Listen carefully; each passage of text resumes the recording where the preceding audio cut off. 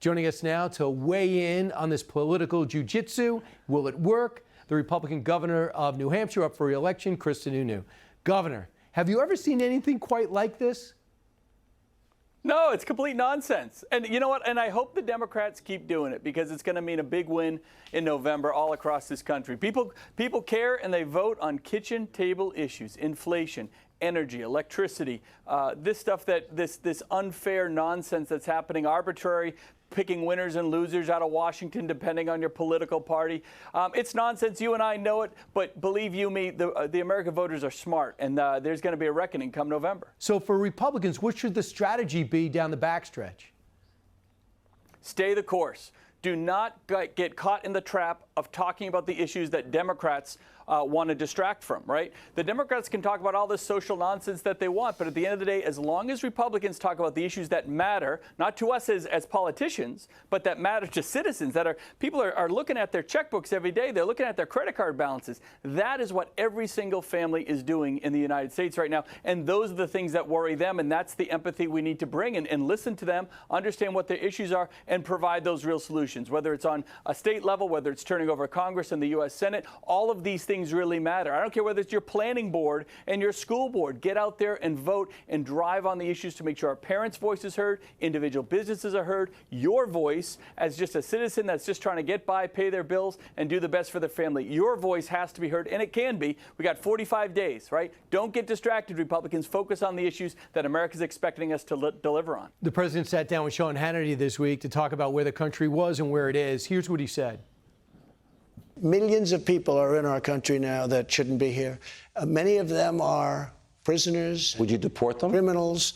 The bad ones I would deport. Yeah, the bad ones I would deport. Venezuela is emptying their prison population into the United States, going right through the border like nothing.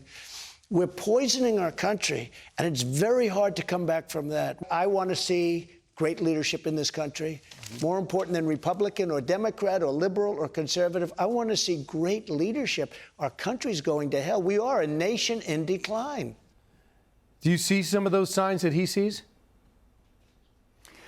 Look, people are frustrated. They are angry because of exactly what he's talking about there. The border issue is very real, and it is not an issue for Arizona and Texas. We've been talking about this. It is a 50-state issue, and folks in all 50 states are understanding that, and they're feeling it. This administration does everything they can to ignore it. But it's a real issue, and it is a humanitarian crisis. It's absolutely terrible. So you need to secure the border. You need to provide those resources. You need to let those border agents do their jobs, which they've effectively been told, hands off, don't do anything. We have border agents moving from Arizona and Texas, federal border agents, up to New Hampshire, because they're saying they're just simply not, they've given their a life and a career that they're being told, do not enforce the rules, do not do your jobs, and they're coming here and we'll accept them with open arms. We've secured the border in Canada. We're doing okay. It's not a Canadian border issue per se, but look, you got to support folks in law enforcement. You got to support communities. These things have real impact on all of our lives. Governor, you got a substantial lead right now, 58-40. I mean, your approval rating is through the roof. I haven't really seen that mimicked anywhere else. You're almost 60%. But Don Bolduc, who surprised many by winning the primary, who you guys, you'd endorse somebody else.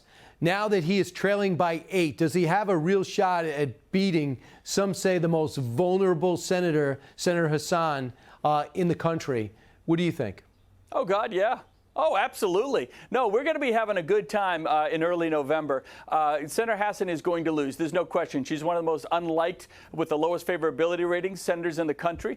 General Bolduc won a tough-fought primary with very, very little money, virtually no money. And so now he's raising money. He's getting some national attention.